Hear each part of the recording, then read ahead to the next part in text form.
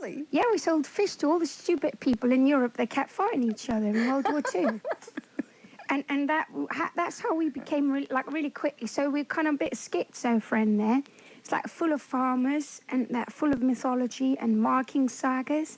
And then they drive them BMWs and they got those high-tech sort of concrete roads with them very techno lights to light at lampposts.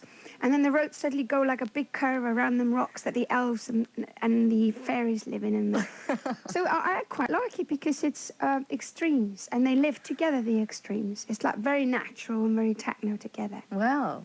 Do you personally take responsibility for bringing Iceland, you know, into the 20th century and so rich as well? I mean, so well off?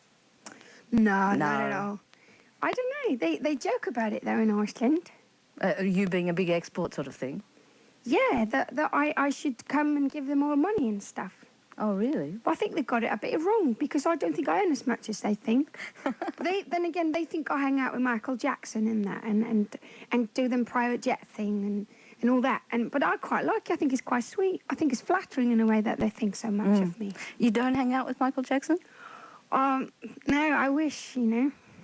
No, you don't really, do you? You don't really. You'd be surprised, actually. And is it true that you grew up in one of the only hippie communes in Reykjavik? No, that's a lie, actually. Is it? Yeah, well, basically, what I've tried to say is my mum was like a bit of a hippie, but she just had a really normal job.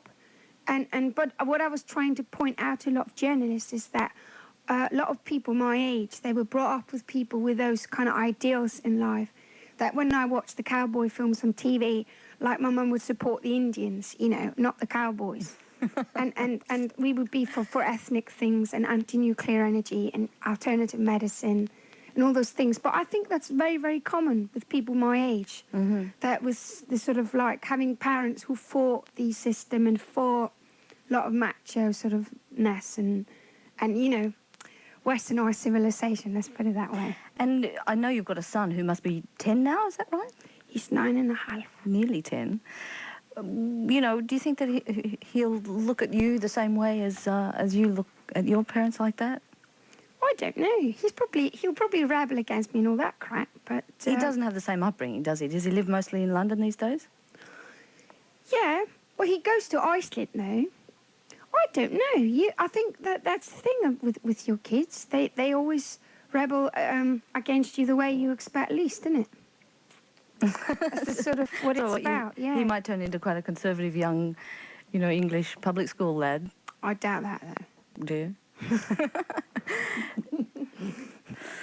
Bjork, your music is so individual that it kind of makes other artists sound sort of plain and a bit the same by comparison.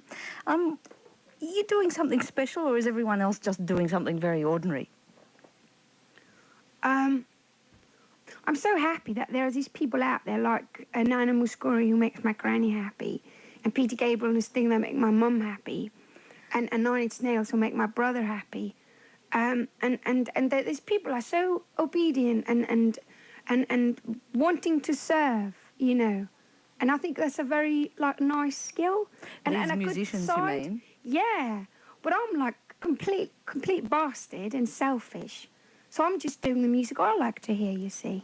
That I could sit down with my grandchildren in my lap when I'm 75 and say that this is something I don't have to blush about, you see. So that's why my music is different from other people. But I don't think that's a better thing. Bjork, Matthew from Canberra has rung to ask if you could possibly speak in Icelandic, if we could just hear a little of your native tongue. Ég núna í útvarpsstöð í Ástralíu og mér var boðið að drekka te. Fljótlega mun ég fara út úr þessu húsi, labba niður stigann, út og inn í bíl og fara á hljómpröfu, þar sem ég sennilega hitta vini mína og kannski spila lag eða tvö. It's a beautiful tongue, absolutely beautiful. Can you give us an idea of what you just said?